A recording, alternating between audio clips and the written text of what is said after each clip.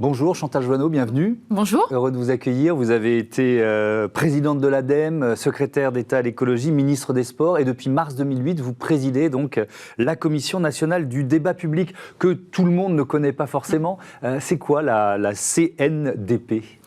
Alors le rôle de la CNDP, c'est de garantir que toutes les personnes qui vivent en France puissent être informées quand il y a un projet qui est envisagé sur leur territoire et qu'elles puissent participer à l'élaboration de la décision qui concerne ce projet.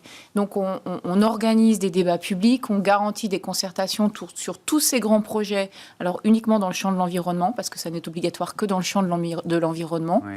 Et on fait en sorte vraiment que les personnes puissent participer à la décision le plus tôt possible. C'est-à-dire à un moment où on peut encore débattre de est-ce qu'on fait ce projet ou pas. On peut débattre de son opportunité. Donc c'est une vieille institution, elle a 25 ans. Oui. Comment elle s'est créée c'est quoi le point de départ ? C'est super intéressant en fait. La manière dont elle s'est créée, c'est vraiment une conquête sociale, la CNDP. C'est-à-dire que dans les années 80, il y avait un projet de TGV Méditerranée que les personnes localement ont découvert par la presse. Ça les a fâchées, évidemment. Ça les a fâchées. Et donc, elles sont allées demander des comptes au préfet, à toutes les autorités locales. Et elles ont elles-mêmes organisé ce qu'on pourrait qualifier du premier débat public. Elles se sont fait leur propre opinion en allant chercher de l'information. Elles ont organisé des débats où, comme elles voulaient être sur un pied d'égalité avec les décideurs, elles ont dit on aura tous exactement le même temps de parole, vous n'aurez pas plus de parole que nous. Et ça a créé cette idée qu'il fallait qu'on puisse débattre le plus tôt possible d'un projet et pas trop tard, pas au moment où tout est encore ficelé et qu'on ne peut vraiment plus rien changer. Donc c'est parti de ça. C'est parti aussi d'un grand mouvement démocratique en Europe. On était au moment de la transition des pays de l'Est. On était en train de définir les règles de base que devaient respecter ces pays pour vraiment être qualifiés de démocratiques.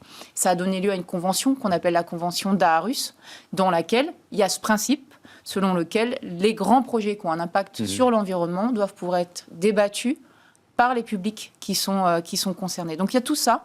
Ça a donné lieu à une loi en 1995 qu'on appelle la loi Barnier. Oui. Alors c'était la loi de création de la CNDP. Pour autant, il a fallu 2 ans pour mettre en place cette commission, parce que ça faisait un peu grincer des dents de se dire qu'on allait associer le public à tous ces grands projets. Enfin, il y avait suffisamment d'ingénieurs intelligents pour le faire. Et donc il a fallu un petit peu de temps. Au départ, on était vraiment dans un tout petit champ. Oui. Et puis, au fur et à mesure, on a pris beaucoup d'ampleur. Et de quels moyens vous disposez ? Alors, on a une organisation très particulière parce qu'on a une toute petite équipe de permanents. Oui. On n'est que 13 permanents. Mais on repose sur 300, enfin, on en a 220 actuellement. 220 personnes qui sont sur le terrain et qui interviennent au cas par cas. Donc, c'est des personnes qui peuvent avoir d'autres métiers à côté, qui peuvent être des jeunes retraités, qu'on a présélectionnés en fonction d'un certain nombre de compétences. D'expertise, j'imagine, oui. Alors, d'expertise de la participation, oui. Ah oui. Et qu'on va nommer au cas par cas, en fait, sur ces différentes missions. Là, on a 300 personnes actuellement, donc 300, ça veut dire qu'une personne peut avoir plusieurs missions, qui sont actuellement sur le terrain. Et ce qu'on attend d'eux, c'est surtout pas de se prononcer sur le projet. C'est surtout pas de dire « moi, je pense que c'est un bon ou un mauvais projet ». C'est pas leur rôle. Ils doivent être neutres. Ce qu'on attend d'eux, c'est qu'ils fassent parler les personnes, qui veillent à ce que les personnes soient bien informées, qu'ils amènent tous les arguments, toutes les opinions à pouvoir s'exprimer. Et ensuite, qu'ils le retranscrivent de manière la plus neutre et la plus impartiale possible. Alors effectivement, cette neutralité, vous insistez là-dessus, c'est important, mais vous rendez quand même des avis qui sont très attendus. Si je prends un exemple concret, celui du projet de liaison routière entre Fos-sur-Mer et Salon de Provence. D'abord, qu'est-ce qui était en jeu ? On parlait d'un dossier qui était un peu enterré. Qu'est-ce qui était en jeu ? C'est un vieux projet, effectivement, en fait, de créer une liaison routière qui soit adaptée entre Fos, notamment le port de Fos, et puis qui permettent de s'interconnecter ensuite au grand réseau routier et autoroutier. Donc, est-ce qu'on fait une autoroute ? Est-ce qu'on fait une 2x2 voies ? Est-ce qu'on reste finalement sur le tracé existant ? Est-ce qu'on crée un nouveau tracé ? Voilà tout ce qu'on met en débat. Et les personnes ont dit, certes, il faut sans doute une liaison, mais est-ce qu'on ne pourrait pas travailler aussi sur des alternatives par le train et développer le fret de marchandises ? Voilà tout ce qu'on arrive à mettre en débat quand on fait un débat public. Mais dans ces cas-là, qu'est-ce qui se papasse après quand ouais. la commission rend un avis? Jeudi sont attendus. Qu'est-ce qui se passe? Vous êtes écouté par l'État, par les collectivités locales? Comment ça se passe? La participation, le débat public, ça n'a de sens vraiment que si chacun joue le jeu déjà, et si ça pèse sur la décision. C'est-à-dire que si le décideur est vraiment sincère, qu'il est capable de faire bouger sa décision, qu'il est capable d'écouter. C'est ça l'essentiel. La loi impose aujourd'hui qu'à la fin d'un débat public ou d'une concertation, nous on fait un bilan, on dit voilà ce qui s'est dit, voilà ce qu'on vous recommande de faire en termes de participation et d'information du public. Donc là, en l'occurrence, sur ce projet autoroutier, c'était quoi? C'était il n'y a pas besoin d'autoroute, on peut faire autrement, c'est ça? Non, là, nous on ne se prononce pas là-dessus. Oui, ce que les gens ont dit. On dit vraiment, on retranscrit ce que les personnes, ont dit. On fait ce compte rendu et l'État, en l'occurrence l'État, ou ça dépend qui est le porteur de projet. Ensuite, ça peut être la région, ça peut être le département. Ensuite, 3 mois pour répondre publiquement, pour dire quels enseignements il retient du débat et comment il fait bouger ou pas son projet. Et ça marche, parce que dans 58% des cas, on a regardé sur les plus gros projets, dans 58% des cas, le projet bouge après le débat public. C'est-à-dire que soit un tracé d'autoroute, on choisit une autre autoroute, ou on abandonne même le principe de l'autoroute. Soit, effectivement, on voulait faire une autoroute, finalement, on va faire une voie ferroviaire. Dans 58% des cas, vraiment, ça a un impact sur la décision, ce qui est quand même énorme. Et je suis un peu têtu, mais sur ce projet-là, Fos-sur-Mer, finalement, il a été, on a pu aboutir à une décision, ou on est encore dans l'attente? Il y a tous les arbitrages qui sont en cours. Ce qui est très intéressant, c'est que le débat, ça a permis de relancer justement tous les projets et les engagements dans le domaine du ferroviaire. C'est-à-dire que le préfet qui était là a dit ok, d'accord, je remets en place un groupe pour justement redévelopper la politique ferroviaire sur ce territoire. Ça a permis de trouver des compromis, notamment avec les associations environnementales locales. Donc, ils ont réussi sur ce projet à trouver des compromis pour s'orienter non pas vers une autoroute, mais plutôt vers une amélioration de la voie routière existante. Alors, l'un des rôles de la Commission nationale du débat public, c'est de développer la culture de la participation. En septembre dernier, vous avez publié une tribune dans Le Monde et vous pointez une régression, je vous cite, du droit à être informé et à participer au projet touchant à l'environnement. Dans votre collimateur, il y a un décret paru l'été dernier. Il prévoit quoi? Qu'est-ce qui change, ce décret? Je dirais entre autres. Il n'y a pas que ça. Il n'y a pas que ça.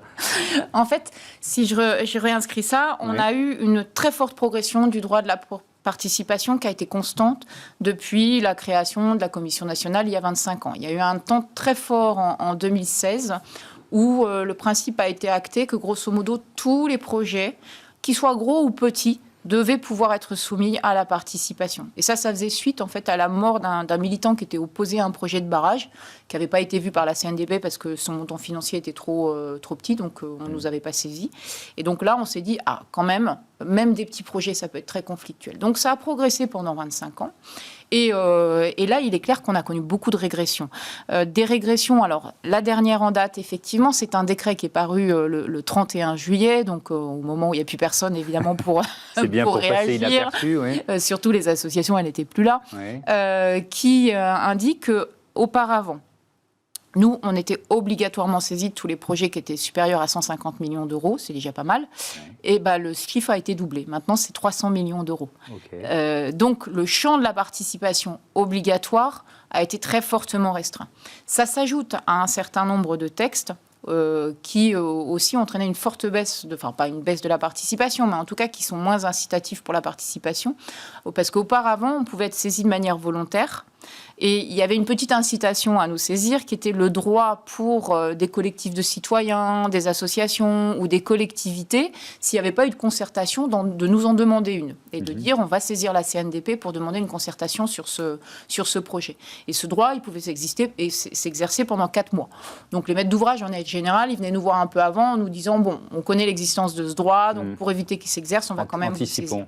Et ce délai a été réduit, c'est ça? Ce délai, il a été divisé par 2. On est passé de 4 à 2 mois, sans améliorer du tout les conditions de publicité des projets, ce qui fait que pour les personnes, en 2 mois déjà, connaître l'existence d'un projet qui en général est planqué au fond d'un site internet d'une préfecture, et ensuite pouvoir s'organiser pour nous saisir, en 2 mois les délais sont trop courts. Comment vous l'expliquez? Est-ce que moi, en lisant ça, je me suis dit, tiens, il y a ces enjeux de transition écologique qui sont importants, il faut peut-être qu'on se dit, il faut aller vite.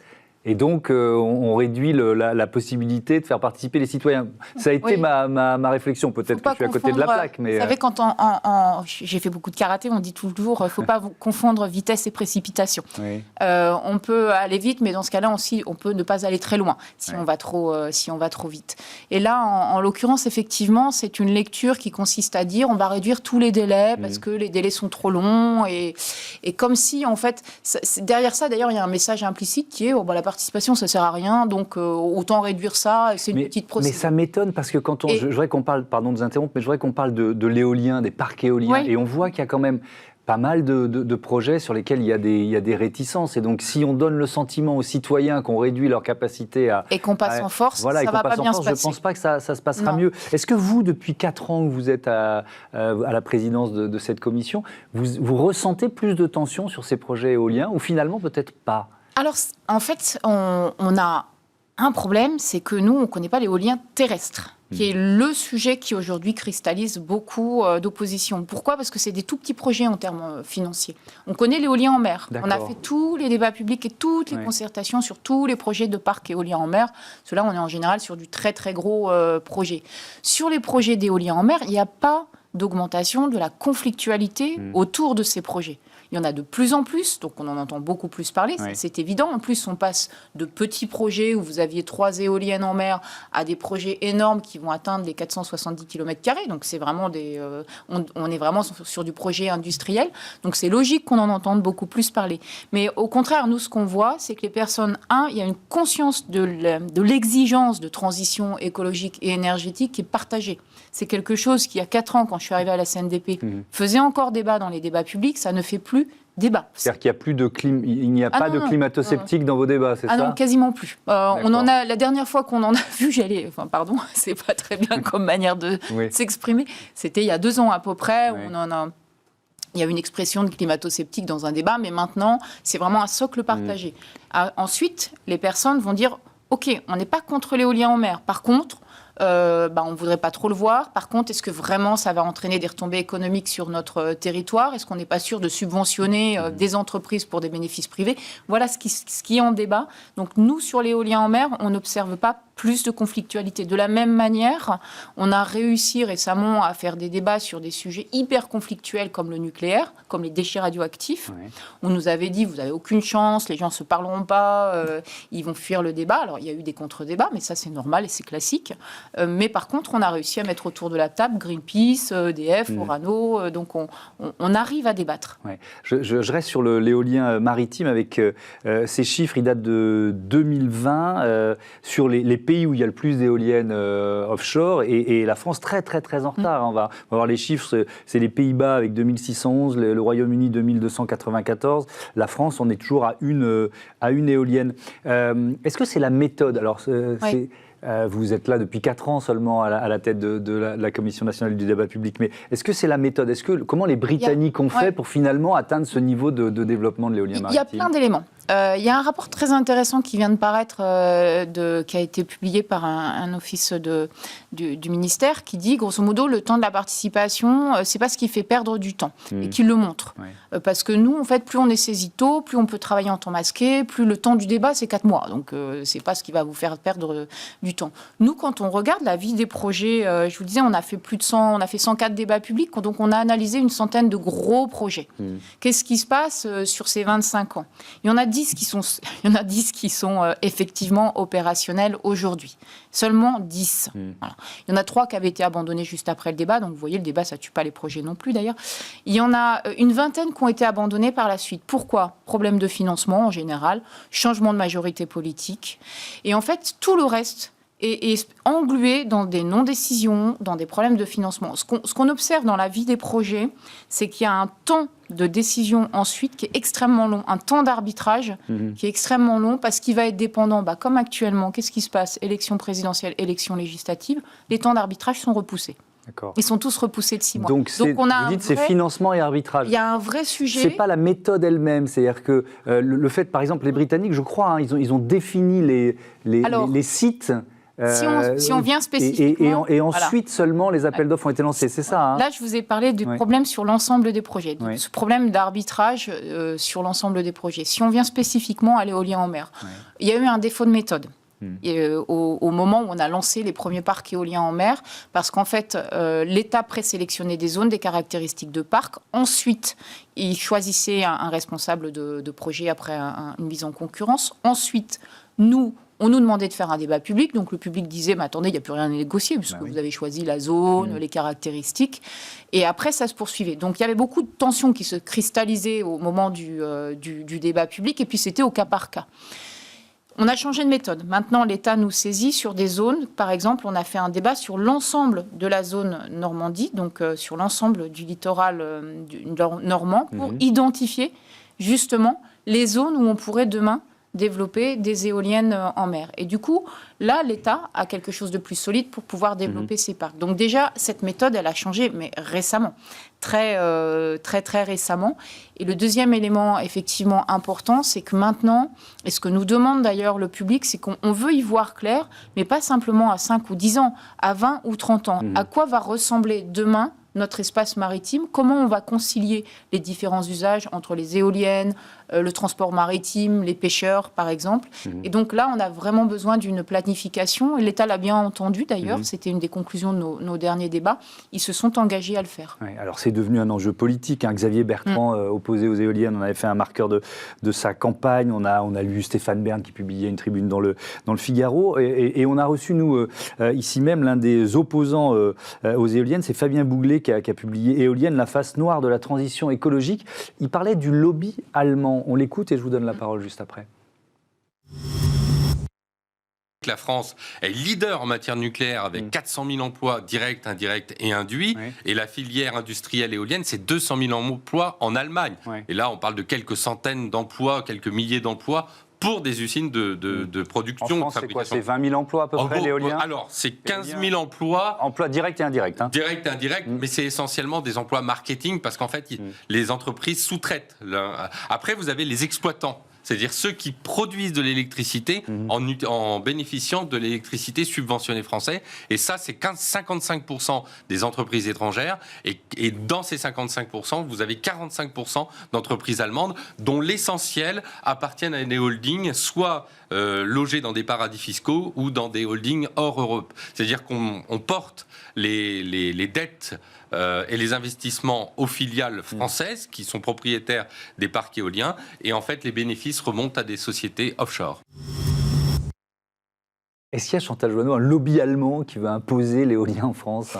Ça, c'est intéressant parce que cette argumentation qu'on vient d'entendre, on a fait une note d'analyse justement des 14 débats publics et concertations qu'on a pu faire sur l'éolien en mer. Et donc, ceux qui portent un discours anti-éolien, contre ce type d'énergie, ils ont justement les arguments du nucléaire. Parce que là, ce qu'il vient de développer, il l'a développé en contrepoint du nucléaire, en disant, regardez, le nucléaire, c'est formidable, il y a ça, ça et ça, et au contraire, sur les éoliennes en général, il y a ça, ça et ça. Et donc, les arguments anti-éoliennes sont toujours les arguments pro-nucléaire. Et on retrouve cette espèce de vieux clivage qui, c'est une espèce de clivage qui, normalement, est un peu dépassé. Pourquoi vous dites qu'on a besoin des deux, tout simplement ? Aujourd'hui, ça va être le vrai débat là, qui va venir. C'est-à-dire qu'aujourd'hui, le président de la République a fait des annonces de relance de la production d'énergie nucléaire. Nous, ça nous a amené d'ailleurs à émettre une recommandation le 1er décembre en disant « Attention, on connaît trop bien le sujet du nucléaire. On a fait plus de 10 débats publics et concertations sur le sujet pour savoir... » que si, là, vous relancez des EPR ou autre chose, sans avoir fait un débat national, mais vraiment un vrai débat, qui fixe justement les orientations de la politique énergétique, de quoi on a besoin, et quelle est la place du nucléaire dans ce mix énergétique, ça se passera mal si vous ne le faites pas. Donc il faut absolument avoir ce débat national public préalable. Et donc, pourquoi ? Parce que justement, il y a des scénarios qui viennent d'être publiés, par RTE, Réseau de Transport On en a et parlé Énergie, ici, oui, par bien sûr. l'ADEME, Ouais. par Négawatt aussi d'ailleurs, et qui, dans ces différents scénarios, on voit que il y a plein d'hypothèses, et ça implique des énormes changements de mode de vie. Donc aujourd'hui, c'est un peu la vérité des prix, quoi. Il faut mettre tout sur la table.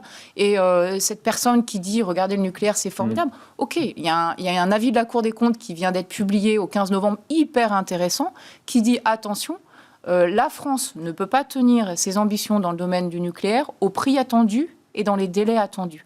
Donc elle met aussi un énorme warning sur le nucléaire, ne serait-ce d'ailleurs que parce que se posent plein de questions sur le financement de la gestion des déchets radioactifs, par exemple. Bien sûr. Et puis parce que s'il faut construire de nouvelles centrales, les réticences qui s'expriment quand il y a des parcs éoliens, on peut imaginer qu'il y en aura aussi s'il faut construire de nouvelles centrales. J'imagine fort bien qu'il y aura des réticences et que tous les débats autour de Flamanville vont aussi se répercuter sur tous les autres débats publics. Je reviens aux éoliennes, on fait peut-être un peu des allers-retours en mer là, mais vous avez évoqué les pêcheurs. Ils veulent savoir s'ils peuvent travailler au milieu des parcs éoliens, et si oui, dans quelles conditions? Est-ce qu'il y a eu une réponse de l'État ou pas? Jamais. Non, en fait, c'est typique et c'est problématique. Cette question, elle a été posée sur le premier débat public qu'on a organisé sur les éoliennes en mer, c'était en 2010. Ça fait 12 ans. Ça fait 12 ans que la question est posée, ça fait 12 ans qu'elle est inscrite dans un bilan de la Commission nationale qui a dit, si vous voulez poursuivre cette politique, il faut répondre à cette question. Oui. Est-ce que les pêcheurs peuvent pêcher au milieu des parcs? Sous quelles conditions? Et s'ils ne peuvent pas pêcher, quelles sont les compensations possibles? Et il n'y a jamais eu de réponse à cette question. Et ça, c'est un vrai problème, parce qu'on dit, voilà, les Anglais, ils peuvent pêcher dans les parcs, mais c'est complètement sous leur responsabilité. Et c'est un vrai sujet, parce que c'est la question centrale pour les pêcheurs. Et quand on dit sous leur responsabilité, ça veut dire que s'il y a un incident, c'est leur assurance qui doit payer, c'est ça? Oui, ce qui est pas... voilà, quand on parle d'une éolienne, on parle d'une infrastructure assez onéreuse. Oui, c'est pas rien. Comment vous expliquez l'absence de réponse? Comment je ne peux pas trop l'expliquer, je vous avoue que... Non, mais vous avez été au cœur de la machine comme ministre. J'ai été au cœur de la machine, parce qu'il y a des arbitrages toujours assez difficiles avec le milieu de la pêche qui quand même a beaucoup souffert. Là, on parle de parc éolien en Normandie. Donc, Normandie, il y a d'énormes enjeux autour du Brexit et de justement qui peut pêcher, la concurrence entre les différents pays. Donc, je pense qu'il y a toujours une forme de crainte de devoir répondre à cette question. Mais ça renvoie à ce que je disais tout à l'heure, on a un vrai sujet d'arbitrage, c'est-à-dire qu'il y a un moment où il faut trancher, il faut prendre le risque de trancher une question, et ça ne plaira pas à tout le monde. Cette idée selon laquelle, par la concertation, on va avoir du consensus, c'est une idée fausse, c'est même une idée antidémocratique d'ailleurs. C'est normal d'avoir du conflit dans une démocratie. Merci beaucoup. Merci Chantal Joanneau d'être venue nous expliquer comment fonctionne cette commission nationale du débat public. On passe à Smart Ideas tout de suite.